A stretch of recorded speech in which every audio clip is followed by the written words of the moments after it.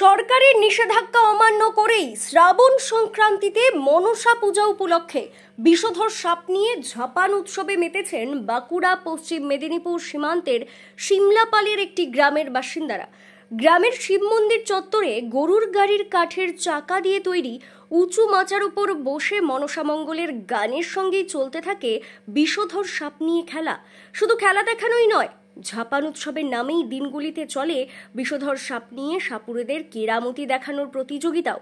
আর তা দেখার জন্য মাঠ ছাড়িয়ে আশেপাশের বাড়ির ছাদেও উঠে পড়েন অসংখ্য মানুষ।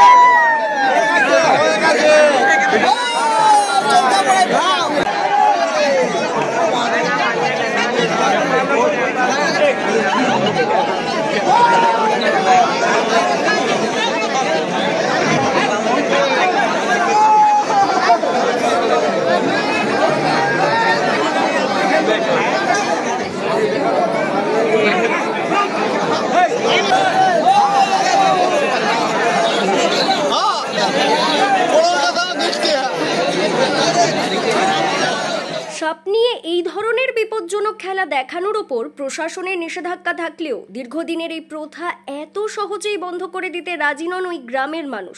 তাই আইনি বিধিনিষেধ সত্ত্বেও বছরের পর বছর একইভাবে শিমলাপালের গ্রামে চলছে ঝাপান উৎসব, যার অন্যথা হলো না এবারও। ব্যুরো রিপোর্ট, দক্ষিণ বাঁকুড়া দর্পণ, শিমলাপাল।